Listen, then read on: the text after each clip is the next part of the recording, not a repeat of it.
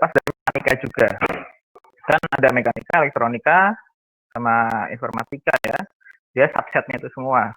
Saat kita tidak menguasai mekanika, ya kita tidak bisa bilang bahwa kita sedang belajar mekatronika, karena ya satu topik bahasannya harus belajar mekanika juga. Nah, saya di sini akan menjelaskan kira-kira yang salah satu problem mekanika yang sering muncul di dalam dunia tekstil gitu ya. Nah, itu kan salah satu peristiwa ya, difusi. Difusi itu bisa dari difusi panas, bisa juga difusi dari zat kimia gitu ya. Misalkan Anda mau mencampurkan larutan A dengan larutan B. Atau misalkan inilah, ada sirup tuh ya. Sirup Anda teteskan yang sirup yang lebih pekat gitu kan, Anda taruh di air, Anda masukkan ke air, dia kan lama-lama kayak menyebar gitu ya.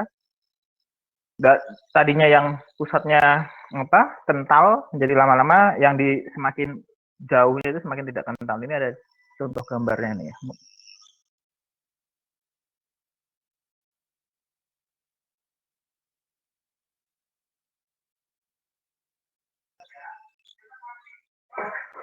Bentar ya.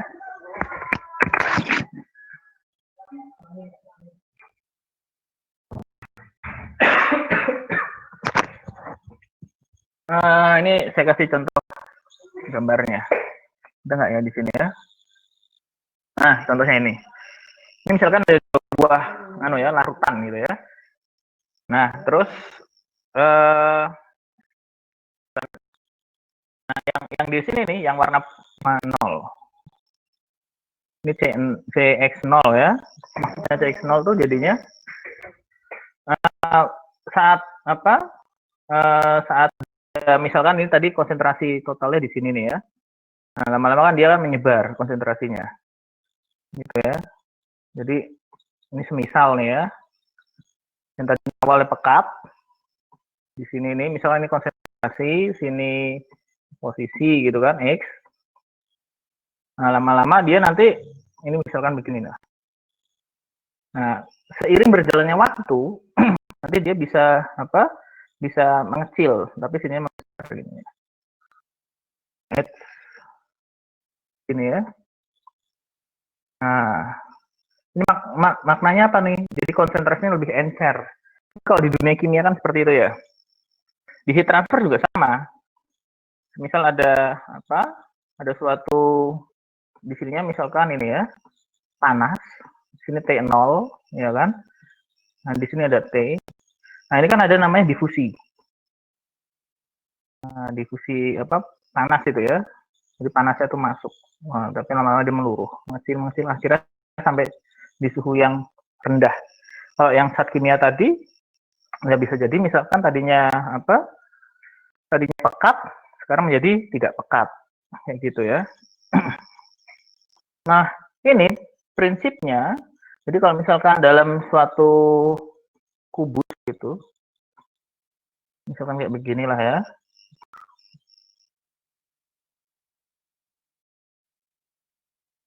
Gini nih. Nah, terus ada suatu zat, nah dia misal nih ya, ini saya gerakkan bisa misalkan kita tinjau satu dimensi atau 3 dimensi juga bisa gitu ya. Misalkan sini ada X, Y, Z.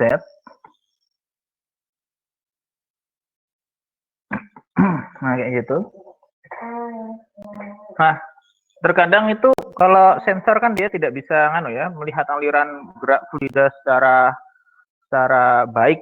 Misalkan Anda pakai sensor sensor fluid gitu ya, itu juga nggak terlalu bagus mendeskripsikan kira-kira pergerakan aliran fluidanya itu seperti apa, yang difusinya itu seperti apa.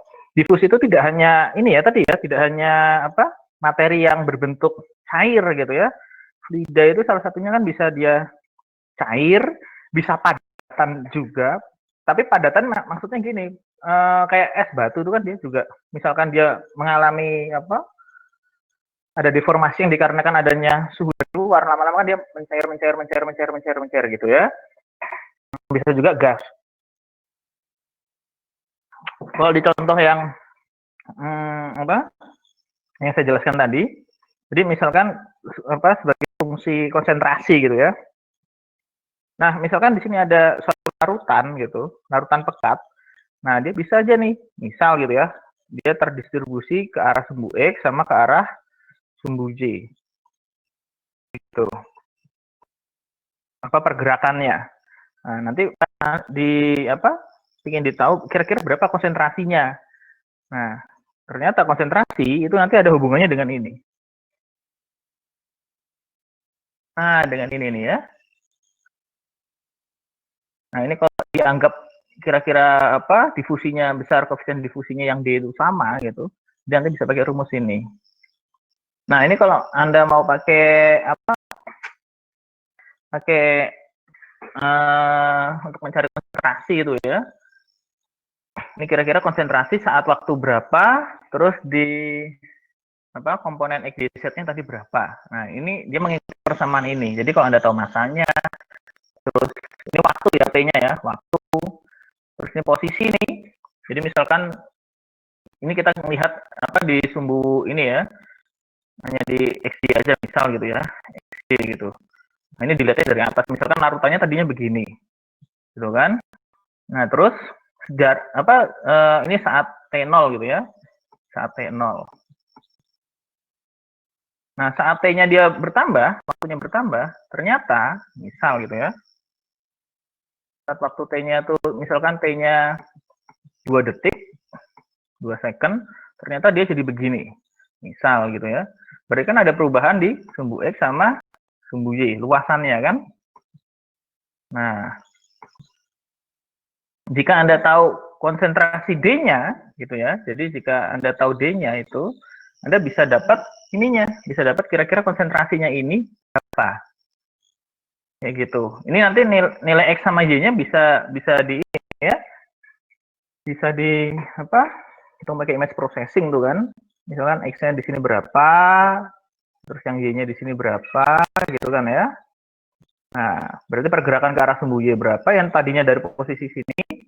Nah, sekarang jadi ini misalkan tadi dia di di ini ya, X 0, Y 0 gitu kan. Anggaplah X 0, Y 0-nya itu adalah 0 gitu. Nah, sekarang dia melebar gini. Nah, berarti kan ada perubahan di sumbu Y, ada perubahan di sumbu X. Jadi nanti kita bisa masukkan nih X kuadrat plus Y kuadrat. Nah, karena Z kuadratnya ya dimasukkan 0 kan ya. Nah, yang D-nya didapatkan dari mana? Bisa dicari nih. Sebenarnya bisa banyak. Misalkan diffusion coefficient.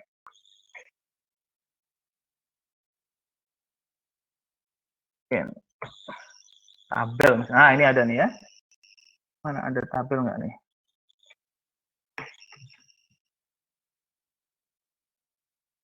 Engine ya, ambil.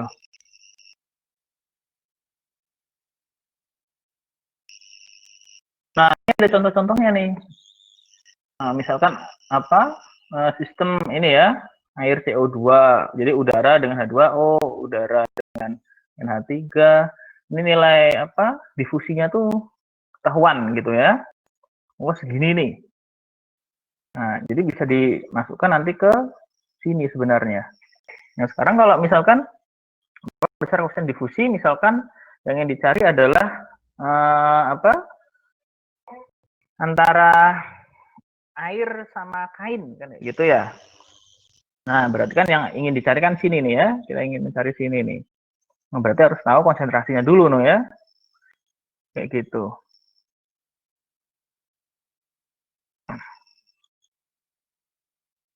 Nah, kalau yang udara air tadi kan ini semisal saya ambil contoh yang ini tadi ya. Udara sama air. Nah, ini koefisien difusi 0,22. Untuk yang lainnya ada nggak ya? Misal mana nih? Atau ini aja lah. Polimer.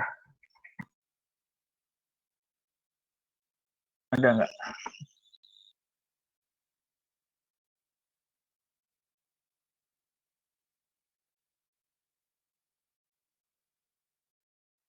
Oh, ini apa nih? Nah, ini ada nih. Koefisien difusinya nih ya.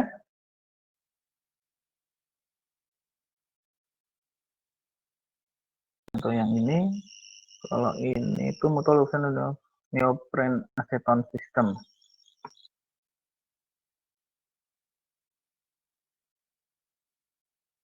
Nah, cara mencari ini sebenarnya gampang nih ya. Nah, biasanya kan orang yang ingin dicari itu adalah D-nya. Cara mencari ininya gimana nih? Nah, definisinya apa? Konsentrasi itu kan dia ini definisi konsentrasi. Nah, ini nih ya, konsentrasi itu adalah massa yang ingin dicari gitu. Apa massa apa namanya ya? Substratnya, massa larutannya apa volume. Jadi rasio antar massa suatu larutan terhadap ini mestinya kan ya volume ya. Volume total campuran itu ya, jadi disebut sebagai konsentrasi. Nah, jika C-nya dapat, terus yang ini Anda tahu, ininya tahu nih, X-nya tahu, U-nya tahu kan ya gitu ya, Y-nya tahu, karena Z-nya 0 kan ya, Z-nya saat 0, anggaplah melihatnya dari atas gitu ya, jadi kita tidak melihat apa diabaikan gitu, anggaplah Z-nya diabaikan. Nah ini bisa seperti ini nih nanti bisa dapat D-nya, kan masanya tahu ya, ini masanya dapat, ini masa totalnya ya, total larutannya, ini masa total larutannya, masa total larutan, ini C-nya pakai cara yang ini tadi, nih ya. Nah, lalu nanti bisa dapat ini B-nya, gitu ya. Jadi walaupun misalkan Z-nya itu diabaikan, tapi nilai DZ-nya tetap ada kan ya. Tapi kalau misalkan untuk mempermudah gitu ya, anggaplah DX, DY, DZ-nya itu sama ya, berarti kan jadi begini ya. Nah, jadi ini ada masa campuran, masa total ya. Nanti C-nya dapat pakai cara itu tadi. Misalkan yang ingin dicari adalah kira-kira berapa besar konsentrasi air terhadap ini ya, terhadap apa? Yang masa campurannya tadi. Nah, itu nanti bisa dicari pakai ini tadi. Jadi saat misalkan contoh lain lagi apa ya? Ya itu tadi sih, misalnya kayak sirup dijatuhkan itu ya dia akan terdifusi. Nah, ini persamaan-persamaan seperti ini yang rumus jadi seperti ini kan namanya rumus jadi nih ya. Ini rumus jadi ini. Nah, terus ini biasanya nanti tinggal dimasukkan ke program gitu ya. Jadi inputannya apa? Misalkan inputannya saya tahu nilai X sama Y. Kan gitu ya. Tahu nilai X sama Y. Terus outputnya nanti Anda bisa dapat nilai Y. Gitu ya. Oh gini, tahu nilai X, Y sama maksudnya ya. X, Y, waktu sama C-nya kan ya. Nah, sama C. Nanti outputnya Anda tahu kira-kira besar difusinya berapa, koefisien difusinya. Nah, di sini. Nah, begitu juga untuk yang ini sebenarnya. Dulu tuh saya pernah apa tuh yang anak didiknya Bu Wiyah itu dulu yang tentang ini, tentang apa koefisien gesek benang gitu, yang serat kok dia ya, Sudirman itu mengerjakan. Jadi output dia tuh hanya masang di sini ada sensor ultrasonik, gitu ya. Nah yang di sini kan konstan nih. Jadi prinsipnya dia hanya menggunakan rumus ini nanti. Jadi apa mu itu sebagai fungsi R per S. Karena S-nya konstan berarti mu sebagai fungsi R. Nah ini mudah sekali nih. R-nya kan ini ya. Jadi saat seratnya itu digerakkan, ininya ditarik nih. Ini dua buah serat ya. Ini serat A, serat B, tapi seratnya sama gitu ya. Serat A, ini juga serat A gitu. Nah ini ditarik gitu. Ditarik pakai mesin gitu kan. Nah saat dia tarik terus ini bergerak, misalkan ke sini, nah, gitu misalkan yang di sini. Nah terus nanti sensor ultrasoniknya dia detect R-nya itu berapa. Nah ini pakai sensor ultrasonik.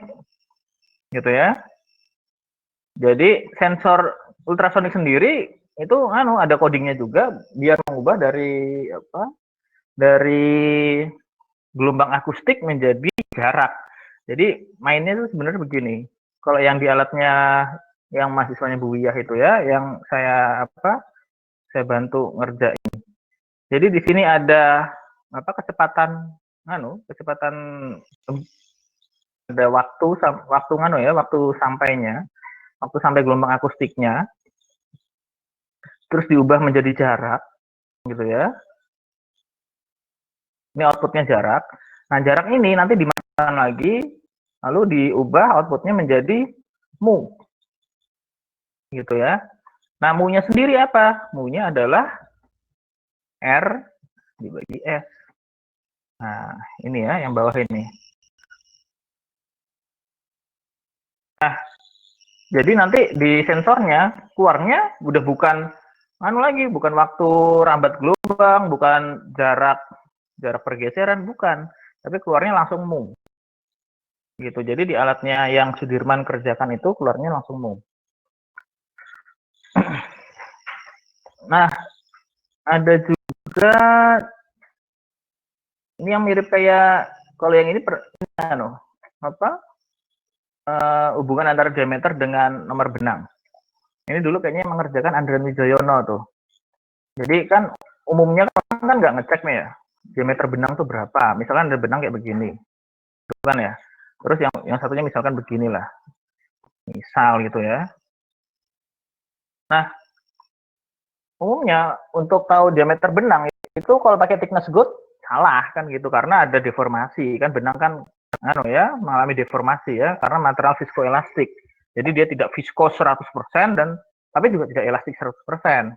Nah, jadi kalau misalkan dikasih kasih pakai thickness gauge itu juga tidak akan bisa menghitung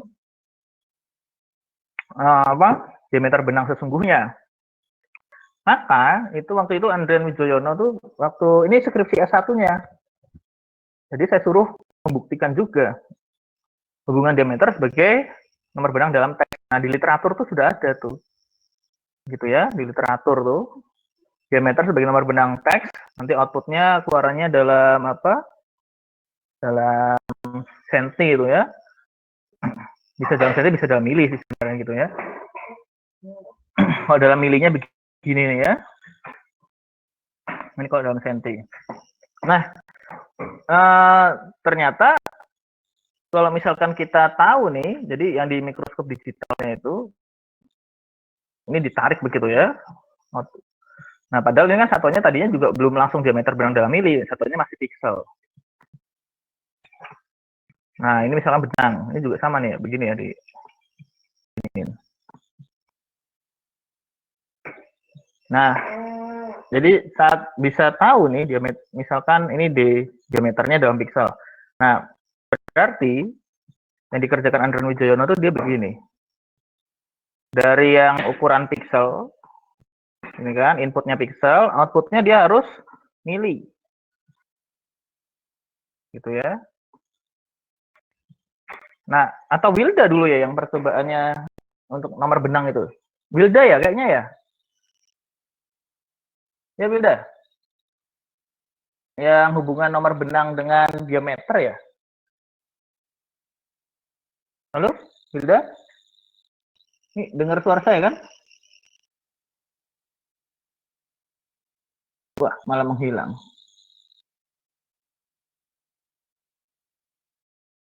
Kalau nggak salah sih kalau kayaknya Wilda atau Andrian Wijoyono itu ya. Kayaknya sih Wilda sih. Halo Pak. Yang hubungan diameter benang sama nomor benang itu kamu kan ya? Bukan Pak, kalau saya sudut Sudut. Oh, ya. Oh, yang diameter dengan nomor benang? Andrian mengukur diameternya aja Pak. Oh, tapi dia nggak menghubungkan ke nomor benang? Enggak Pak. Oh, ya udahlah. Kira-kira mirip kayak begitulah ya mungkin ya. Ya udah, terima kasih. Iya Pak. Nah, ya Wilda itu juga yang hubungan antara sudut dengan nomor benang ya. Jadi hubungan sudut dengan nomor benang. Nah, itu ada hubungannya tuh. Nah, ini. Nah, jadi sebenarnya jika tahu sudutnya, terus tahu diameter gitu, nanti kita bisa ngitung twist tanpa perlu pakai alat yang twist yang di mana di S3 itu. Dan hasilnya kayaknya sih hampir sama ya, uji statistik. Ya Wilda ya? Iya, betul, Pak. Kan ada tangen alfa, ini kan nanti sama dengan twist pi d ya? Apa? Gitu kan ya? Iya, iya, Pak. Waktu itu kamu uji kan? Hasilnya Iya, sama? iya, Antara yang hasilnya. pakai metode standar sama yang punyamu? Sama kan ya? Iya, iya, Nah, Pak. kayak gitu. Oke, terima kasih. Iya, Pak. Jadi seperti itu ya. Apa? Itu mekanika itu. Ini selama tidak ada listrikan, terus tidak ada konsep apa lagi ya? Konsep apa suhu gitu. Nah, itu basisnya mekanika. Mekanika tuh dia itu tadi. Ini ada konsep panjang. Terus itu kan juga ya, perpanjang kan ya. Jadi konsep panjang, sudut, terus diameter. Nah, itu konsep sebenarnya kita bisa ya, inputannya adalah nomor benang. Ini kan bisa begini nih ya, nomor benang NA. Tapi outputnya itu bisa twist. Ya. Jadi kalau misalkan di sini nih, ini kan misalnya kayak gini nih ya. Sini ada udara, sini ada liquid, cairannya, di sini padatannya, poliesternya gitu kan. Nah, antara fase gas sama fase solid itu disebut ini ada tegangan permukaan gamma gitu ya. Tegangan permukaan tuh gamma. Jadi kalau F itu adalah ini ya, gamma L nih ya. Itu gamma L. Gamma dikali L-nya. Ya. Nah, ini sama ya. Misalnya sumbu X ya sumbu X gitu ya. Nah, ini ada yang di daerah di sini nih. Kan gitu ya. Nah, berarti kan harus apa?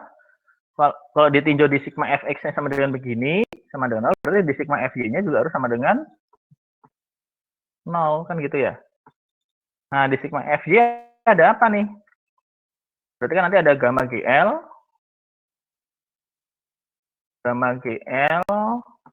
nah ini diproyeksikan ke sumbu Y. Gamma GL berarti sin ya, kan depan ya. Gamma GL sin theta. Nah, tapi ini dia kan nggak bergerak ke ya, kalau kondisinya kayak gini.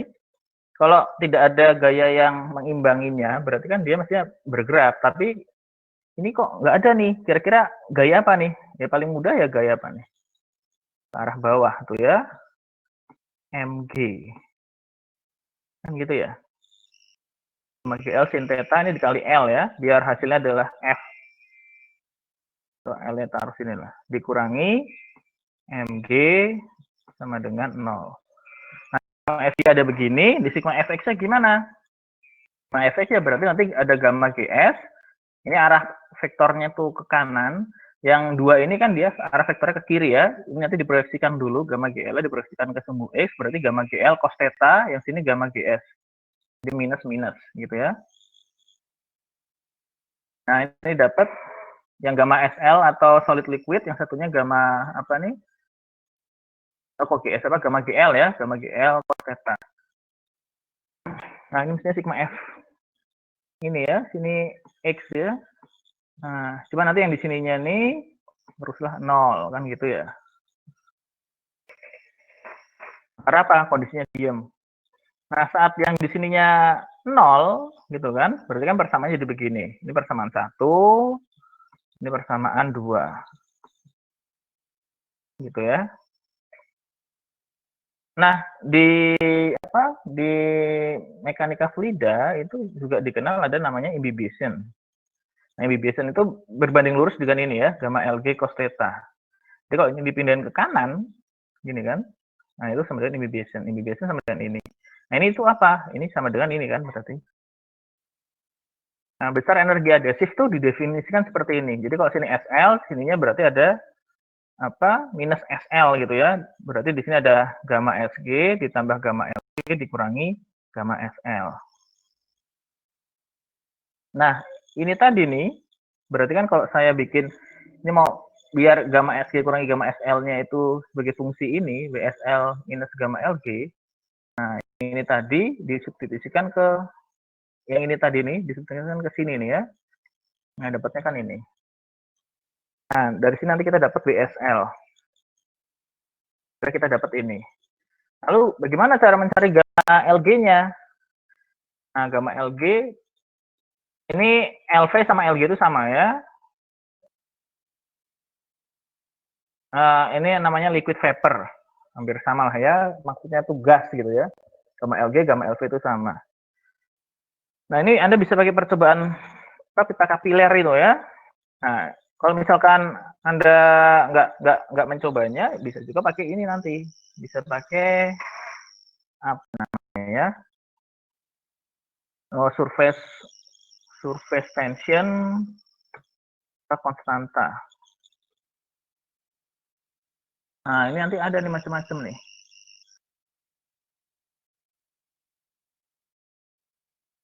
Gamma LV. Gamma LV-nya tuh mana nih ya? Nah, ini. Misalkan air. Air itu dia punya gamma LV itu kalau air mana? Ini ya. Di suhu lingkungan ya 25 derajat Celcius ya, sekitar 72 lah. 72. Jadi sekitar 72-an. Jadi kalau misalkan ininya udah tahu kan, ini 72 gitu kan, nanti sudut tetanya berapa.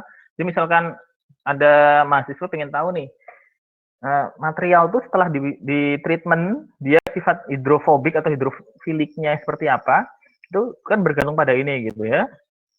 Nah, nanti sudutnya kan bisa dihitung gitu ya. Misal kalau kayak yang ini tadi kan begini misal gitu ya. Nah, ini sudutnya begini kan. Sudut di sininya tuh berapa? Nah, tinggal masukkan ke sini sudutnya. Ininya gamma LG-nya pakai yang ini tadi. Yang 72 ini ya. Karena air ya. Tapi nanti kalau misalkan cairannya bukan air, misalkan Anda ganti jadi etanol, jadi beda lagi. Kalau etanol tuh dia 22,27. Nah, ini gunanya buat apa nih? Guna ini. Nah, sekarang kan banyak nih. Misalkan ada yang bikin material-material tuh, misalkan apa? Ada yang misalkan itu ya, buat daya serap air, terus misalkan untuk peristiwa coating. Nah, WSL ini dia sangat penting. Ini menunjukkan sebagai berapa besar kekuatan adhesifnya. Jadi work of adhesive. Nah, berapa besar usaha gitu ya, usaha yang diperlukan untuk membuat dia menjadi lebih adhesif. Nah, jelas kalau misalkan nih ya, yang satu misal gitu ya, begini. Gitu ya. Ini kan sudutnya gede sekali nih ya. Yang satunya begini nih, kecil. Ini sudut. Jadi misalkan Anda netesin, tes gitu ya. Dapatnya seperti ini nih. Pertama kali tetes terus Anda foto gitu ya. Jadi di dropkan. Jadi misalkan drop gitu. Nyentuh kain pertama kali atau material pertama kali terus dia bentuk sudut. Jadi dia nyentuh, cairannya tuh nyentuh, itu langsung Anda foto gitu ya. Nah, ini kalau sudutnya semakin besar, sudut semakin besar itu kan kalau cos malah kecil ya. Kalau cos 0 itu kan 1, sedangkan kalau cos 90 itu dia 0. Jadi kalau sudutnya semakin besar, dia malah semakin kecil gitu kan. Berarti berdampak pada apa? WSL. WSL-nya semakin kecil. Jadi sudutnya besar, jadi jika tetanya itu besar, WSL-nya kecil. Maknanya apa? Semakin tidak adhesif, kan kayak gitu. Tapi kalau misalkan tetanya tuh dia kecil, WSL-nya dia jadinya besar. Kalau tetanya kecil ya, WSL-nya besar. Jadi apa? Material itu dia adhesif gitu. Kenapa kok bisa adhesif? Karena WSL itu untuk menunjukkan ini ya, besar energi adhesifnya. Ini WSL-nya. Nah,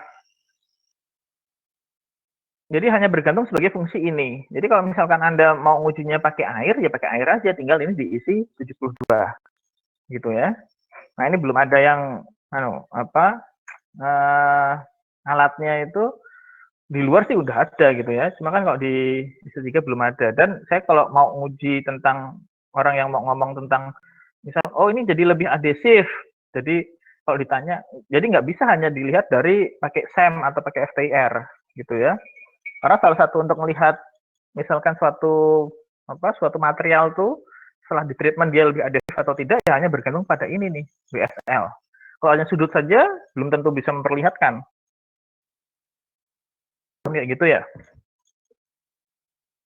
Nah, terus untuk melihat wettability disruptnya sebenarnya bisa juga dilihat dari kecepatan difusi. Gitu ya. Dari difusinya ini nanti. Nah, ini. Ini karena apa? Ini saya kasih contoh, ini kan hasil persamaannya kalau yang untuk yang 2 dimensi nih ya. Nanti dapatnya ini.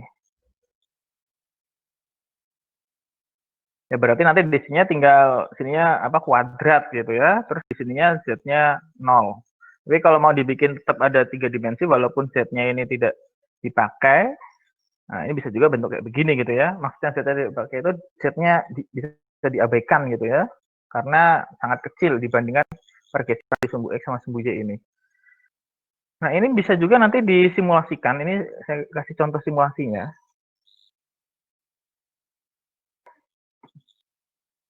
Nah, misalkan ini nih ya.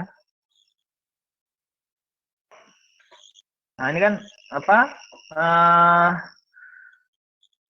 ini hanya di sumbu X sama sumbu Y ya. Jadi yang ada di sini ini hanya di sumbu X sama sumbu Y. Yang Z-nya itu menunjukkan ininya tadi transfer property profile-nya. Nah, ini kalau dijalankan tuh nanti kira-kira kayak beginilah. Nah, ini di sumbu X sama sumbu Y-nya. Nah, yang di sini ini sebenarnya sebagai fungsi C-nya tadi ya. Sini ya. Di fungsi C-nya. Yang ini tadi nih ya.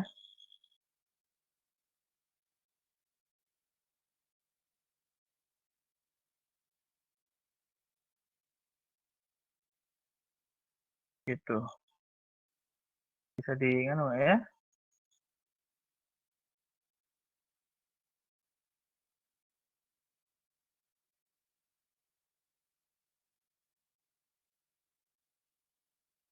Nah, kira-kira gitu.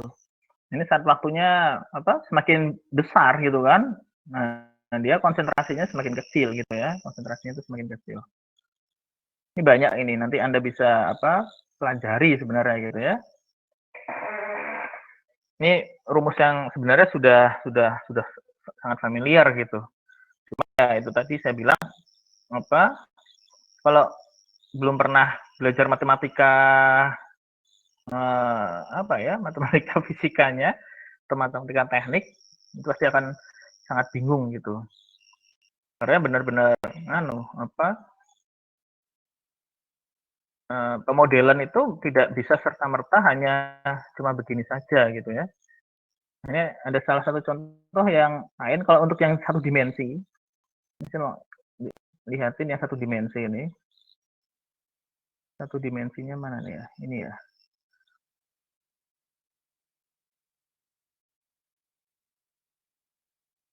Coba ya. Nah, ini satu dimensi nih. Ini hanya di sumbu X nih. Gitu ya. Yang ini hanya di sumbu X saja ini.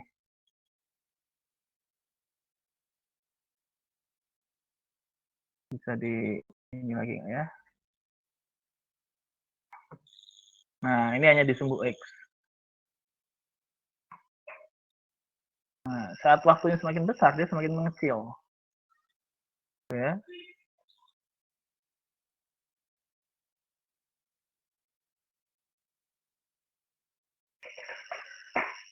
Kalau yang ini tadi ada yang di 2 dimensi, sini ya. Jadi sebenarnya sih seperti ini nanti gambarannya. Ini yang masih satu dimensi ini ya. Ini dikecilin aja nih.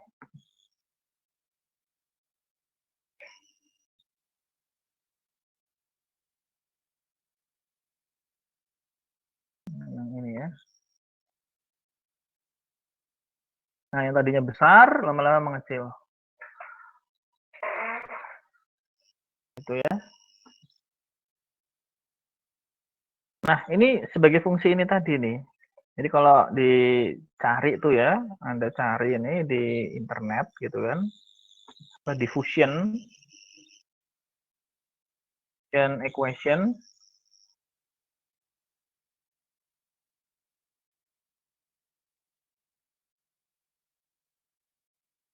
Nah, mana tuh ya? Ini itulah. Nah, kita ambil aja Wikipedia gitu ya. Dan Wikipedia kan informasi sederhana-sederhana gitu ya.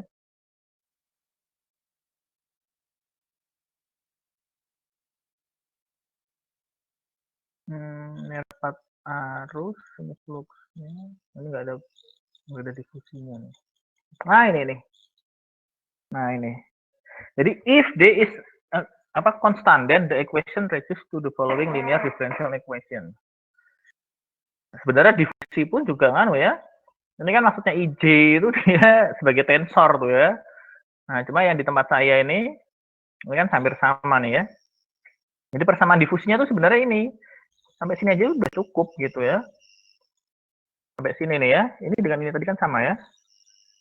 Nah, cuma ini jadi P gitu ya. Nah, saya C gitu ya. Nah, ini kan D Laplacian P ini adalah ada partial P per partial T. Jadi partial P per partial T sama dengan D Laplacian P. Ini ya. Ini hampir sama DC per DT sama dengan D Laplacian C gitu ya. Nah, nyampe sini belum dapat arti apa-apa nih, belum nggak terlalu berguna gitu ya. Nah, Anda harus menyelesaikan. Nah, ini saya cuma ngasih contoh untuk yang satu dimensi. Jadi hanya bergerak di arah sumbu X saja. Yang bentuknya nanti kayak begini tadi nih ya. Nah, contohnya ini tadi ini kan. Nah, seperti ini ya.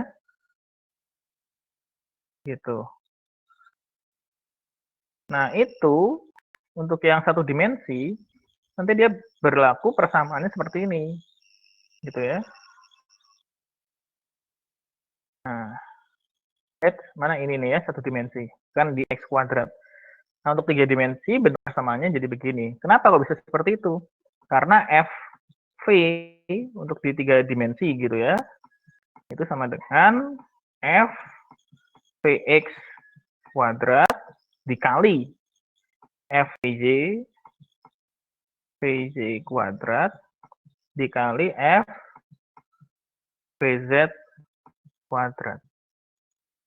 Nah, ini hampir sama kalau Anda waktu saya pernah jabarin tuh di mana ya? Sini nggak ada ya.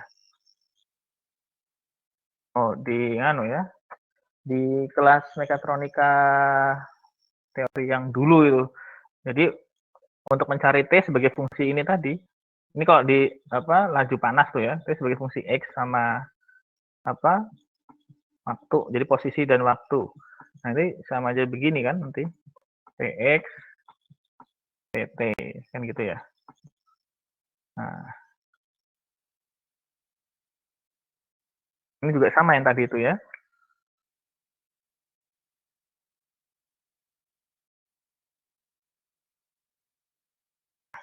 Jadi sebenarnya ini menarik sekali gitu. Jarang yang di tekstil tuh mau belajar pemodelan terus membuktikan. Jadi misalkan suatu material sebelum di plasma dan setelah di plasma terus difusinya seperti apa. Yang dicari D-nya nanti gitu. Terus adhesifnya itu seperti apa. Itu menarik sekali. Bahkan dengan adanya pemodelan terus divalidasi itu sebenarnya bisa masuk ke jurnal-jurnal besar. Jurnal yang Q1, Q2 itu bisa masuk ke sana. Nah, cuma kalau misalkan Anda nggak pede gitu, sebenarnya ya tulis saja dulu bahasa Indonesia yang baik banget gitu ya. Terus dicoba pakai misalkan nggak pede ya ke lab bahasa aja gitu, di proofread sama atau enggak ya di iniin sama ke penerjemah, paling cuma berapa sih itu. Kayak gitu ya. Terus udah. Tapi cari proofreader yang benar-benar berkualitas, jangan cuma mahasiswa bahasa Inggris terus dipakai. Soalnya saya dulu pernah tuh, saya di UGM tuh kan kalau dulu TOEFL-nya minimal S3 masuk gitu ya, terus 500 kan gitu. Nah itu saya aja 500 berapa, mahasiswa bahasa juga harus minimal 500. Jadi orang fisika, S3 fisika, syarat masuk ke UGM tuh TOEFL minimal 500. Nah, orang bahasa Inggris juga 500, kan nggak adil kan ya. Padahal dia belajar bahasa Inggris mulu. Ya. Saya fisika kan gitu kan. Jadi ternyata itu aja orang bahasa belum tentu lolos gitu ya. Orang bahasa Inggris belum tentu lolos TOEFL segitu. Nah, makanya kalau cari proofread ya cari yang profesional sekalian. Jadi jangan, kalau masalah kualitas penelitian saya kira Indonesia nggak kalah gitu ya sama luar negeri. Cuma itu tadi, terkadang sudah bahasa Indonesianya bahasa Inggrisnya nggak bisa, bahasa Indonesianya nggak bisa juga. Penulisan bikin kalimat yang baku, yang ilmiah dalam bahasa Indonesia nggak bisa juga. Nah itu baru itu masalah itu ya. Oke, sebenarnya tuh banyak tuh yang bisa dipatenkan. Nah kebetulan ternyata draft paten tuh hampir mirip lah kayak bentuk jurnal, cuma lebih saklek draft paten gitu ya. Saya mau ngeliatin ke Anda nih. Di belajar mekatronika tuh jangan, saya kan ini juga ya, ngasih materi tapi juga ngasih pandangan. Kalau Anda mau ngecek nih ya tentang paten, nah ini bisa di sini nih, di punyanya DIP. Nah ini bisa pangkalan data KI Indonesia. Nah misalkan saya mau ngecek nih tentang plasma gitu ya, paten nih kan. Terus dipakai pencarian terstruktur aja misalkan judul invensinya plasma, kan gitulah ya, dicari ininya. Terus nah ini ada banyak nih peranti pemisah plasma dan metode pemisahan plasma. Ini ada sumber plasma. Ini punyanya mana nih plasma ini? Nah punyanya Denmark, dipatenkan di Indonesia. Jadi masalahnya gimana nih kalau paten tuh? Jadi kalau misalkan kita bikin nih, ini udah terbit nih 2019, sumber plasma diberi paten. Ini tentang apa nih? Wah udah ini. Nah ini judulnya begini, hollow body has first gas inlet and plasma source opening. Nah ini kalau kita bikin mirip kayak punyanya Jerman ini, gitu ya, itu udah bisa digugat gitu ya. Anda bisa disuruh bayar berapa ratus juta. Wah ini udah sama nih ya. Nah, ini punyanya Jerman. Terus pemegang patennya ini, Oregon Surface Solution AG. Pemegang patennya Switzerland. Yang inventornya itu orang mana nih ya? Sama Switzerland ya. Wah ini orang mana? Ini negara mana nih ya? AP nih, warga negaraannya. Nah kalau kita bikin mirip kayak alatnya begini, terus manfaatnya hampir sama, nah itu bisa bisa digugat gitu ya. Ini ada nggak nih gambarnya? Oh gambarnya malah nggak ada. Ini kan piranti pembangkit plasma dari sumber plasma memiliki suatu bodi berunggas sumber plasma dan suatu unit emisi elektron mungkin untuk memancarkan elektron bebas ke dalam bodi berunggas sumber plasma, di mana bodi berunggas sumber plasma memiliki suatu saluran gas pertama. Oh, jadi dia pakai sistem gas. Itu beda, kan gitu ya. Berarti kalau ada orang yang bikinnya pakai sistem gas, dan kalau orangnya tahu, wah udah bisa dituntut gitu ya. Ini bahaya nih. Terus yang lain, ini ada lagi nih sumber plasma yang, ini satu lagi nih. Ini negara mana ini? Wah ini sama kayak tadi. Oh gambarnya kayak begini tadi nih, berarti ini ya. Nah, sistemnya kayak begini nih. Oh, sistemnya kayak begitu. Terus ada misalkan apa nih?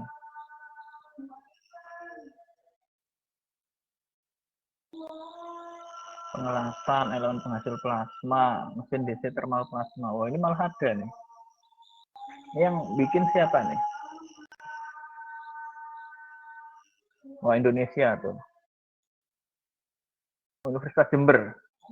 Jadi mesin DC termometer berfungsi untuk membuat nanopartikel. Dengan mesin ini bisa digunakan dalam pembuatan nanopartikel berbahan logam maupun keramik. Mesin ini terdiri dari tabung dalam, tabung luar.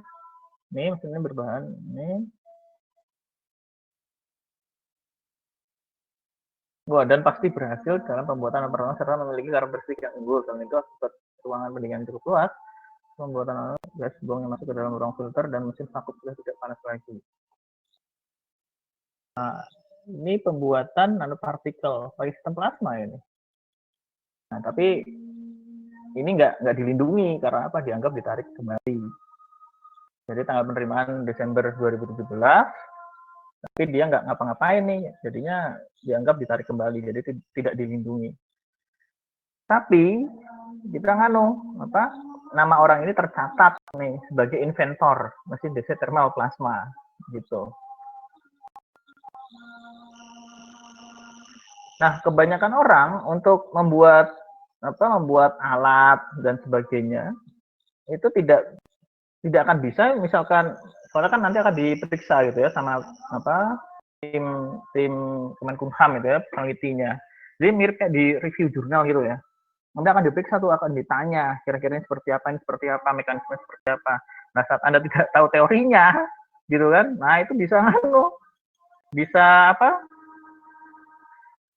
dianggap bukan punya Anda gitu, jangan-jangan ini cuma meniru. Nah, bisa nggak dianuin tuh ya. Ini ada peralatan pembersih udara berteknologi plasma, punya siapa nih? Wah, ini malah punya Pak M. Nur nih. Pembuatan sertifikat. Nah, ini punyanya Undip nih. Punya Undip lolos nih. Inventornya Pak M. Nur, pemegang patennya bukan Undip nih, pemegang patennya Pak Muhammad Nur nih. Jadi alat plasmanya ini tidak diberikan ke Undip, tapi udah dibikin gitu ya, pembuatan sertifikat status. Ini dari 2018 ini ya. Dimulai perlindungannya dari 2016, tanggal berakhirnya 2036. Nah, kalau Anda bikin alat yang pembersih udara berteknologi plasma, mirip kayak begini, wah itu langsung tuh bisa ini ya, dituliskan yang dari sini ke sana itu ada KML, yang di sini ya nanti satuannya nanti per second ya, hanya itu ya. Jadi nanti D, koefisien difusi itu di ininya satuannya itu meter kuadrat per second. Kan ini nih ya. Ini kan D. Nah, meter kuadratnya diambil dari sini, K-nya ya per second. Jadi sebenarnya menunjukkan lajunya. Perubahan jumlah partikel tiap secondnya itu berapa. Nah, terus besar konsentrasi tiap posisi, tiap X-nya itu nanti dituliskan seperti ini. Nah, karena definisinya itu nanti ingin dibuat bahwa ini nih, IMR itu adalah jumlah flux yang rata flux pada arah X, tiap satuan luas tegak lurus, bukan partikel, tiap satuan luas tegak lurus, berarti kan ini ya. Kalau yang ke arah sananya X, misalkan beginilah. Misalkan 1X, gitu kan. Berarti kan luasan kan begini ya. Yang tegak lurus itu yang mana nih? Ini kan dia mengarah ke sana nih, ke arah X, berarti tegak lurusnya itu ya berarti kan ini kan. Sumbu Z sama sumbu sumbu Y-nya. Kalau sini X berarti kan misalkan sini Y, sini Z gitu ya. Y dengan X tegak lurus, ini dengan ini juga tegak lurus. Jadi bisa dimisalkan delta Y, delta Z-nya tuh 1. Kan per satu satuan unit gitu ya, intinya ini. Bisa kita tulis ini. Ini tadi kan ini ya, CRL itu kan ini kan. Jadi berarti kan delta massa adalah Q per K ya. Jadinya delta massanya Q per K, ini dapat. Nah, ini bisa ditulis seperti ini, nanti dapatnya ini. Nah, ini ini kalau yang pernah belajar elektronika tekstil, dulu saya pernah jelasin ya, D per dx itu bisa aja ditulis sebagai gradien. Ini gradien ya. Jadi bisa ditulis begini. Nah, sedangkan ada satu lagi nih. Jadi kalau perubahan massa tiap waktunya seperti apa? Kalau yang tadi kan konsentrasi tiap posisi ya. Konsentrasi tiap posisi. Ini perubahan massa tiap waktunya seperti apa? Nah, dia berbanding lurus dengan ini tadi. Delta Q dikali A. Jadi lajunya, laju fluxnya dikali luasannya. Nah, nanti dapat ini. Tuh ya, nanti ini kan berarti A sama A-nya coret ya. Karena volume itu kan panjang kali luas, berarti A sama A-nya coret. Jadi tinggal menyisakan sini ya. dc per dt sama dengan delta Q. Nah, ini delta X pindah ke kanan, jadinya begini ya, dq per dx. Nah, dq per dx bisa dituliskan gradien Q. Nah, ini tadi dimasukkan ke sini. Yang ini tadi dimasukkan. Nah, dapatnya ini. Ini dapatnya ini. Nah, ini nanti bisa dijabarkan. Misal, kita mengikuti distribusinya distribusi Gaussian. Gaussian kan berarti seperti ini ya. Nah, untuk distribusi seperti ini berlaku persamaannya seperti ini. Nanti dilihat dari distribusinya beda-beda gitu ya. Ini maksudnya gimana nih? Ini tadinya kental, gitu kan? Nah, terus dia kalau misalkan begini nih, kayak misalkan larutannya dia tadinya di sini. Jadi misalkan larutan encer gitu ya, ini air, sini sirupnya. Nah, kalau distribusinya kayak begini nih, Gaussian, dia menyebar gitu ya, menyebar ke sana, menyebar ke sana. Gitu ya. Nah, maknanya apa nih? Jadi nanti kan misalkan dia menyebar sampai sini nih, sampai titik sini gitu ya, jaraknya X-nya. Ini X pusat, gitu kan. Nah, jadi misalkan ini di daerah sini tadi, ini berarti konsentrasi paling tinggi. Tapi nanti sampai sini konsentrasinya paling rendah. Jadi ini tadi yang konsentrasi paling tinggi di tengah-tengah sini nih. Nah, terus dia menyebar, misalkan jadi sebesar begini ya. Tapi encer gitu kan. Nah, nanti konsentrasinya lama-lama ya mengecil sekali. Gitu. Yang di tengah-tengah tadi, tengah-tengah ini tadi yang di daerah sini itu dia paling kental. Tuh. Nanti seiring berjalannya waktu, ya nanti dia begini. Kan jadi lebih mengecil gitu ya. Nah, misalkan begini. Jadi konsentrasinya nanti di sini. Lama-lama ya kecil. Sama seperti yang saya jelaskan ini tadi.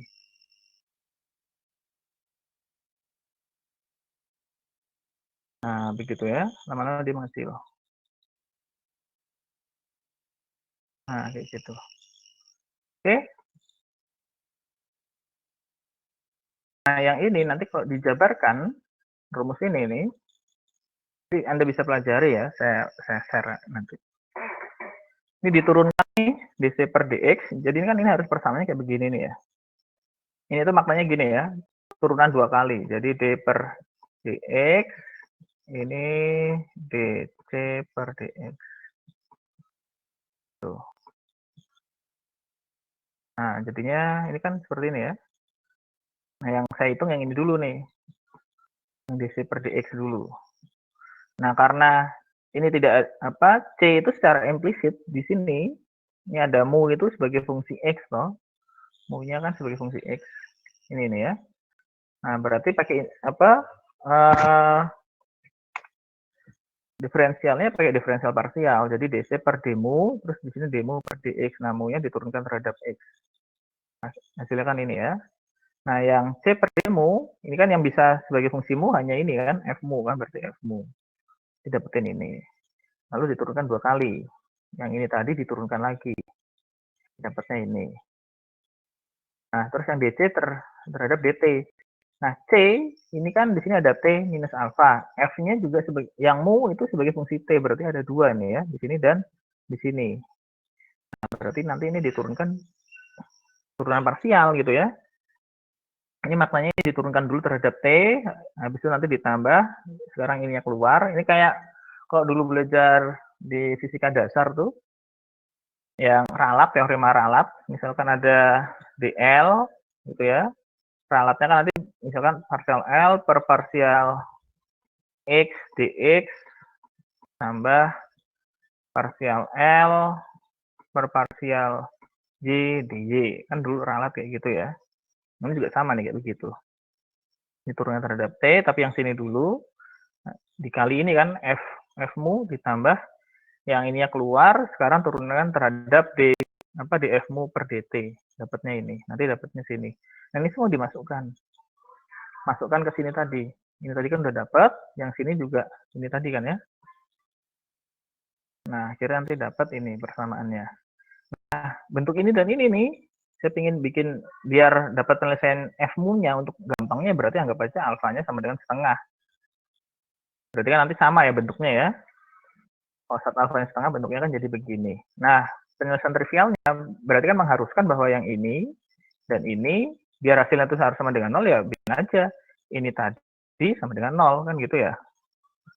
Nah, dapatnya ini. Nah, ini berarti apa nih? Penyelesaian seperti ini bisa diselesaikan dapat fungsinya seperti ini. Nah, sekarang udah dapat nih f mu sama dengan a eksponensial minus mu. Jadi cxt tadi bentuknya mestinya begini.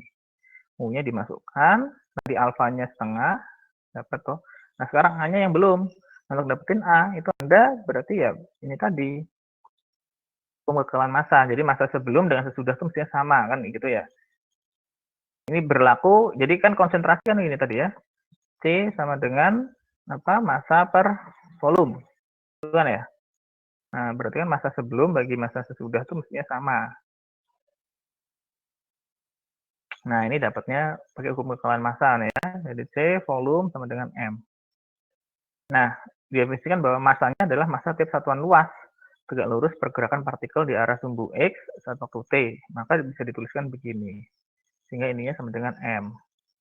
Nah, ini nanti pakai fungsi gamma ini di sini. Nah, akhirnya ya kalau diselesaikan begini. Nah, ini. Nah, ini persamaan difusi nih. Gitu ya. Jadi, misalkan ada udara yang masuk ke suatu kayak punya Wilda itu juga sebenarnya ya ada hubungannya dengan persamaan difusi juga itu ya. Ada kain, kira-kira udaranya menembus ke dalam kain itu kira-kira seperti apa. Nah, itu juga persamaan difusi. Menarik gitu ya. Itulah hari ini. Sampai sini dulu. Terus yang Intan, sudah siap Intan?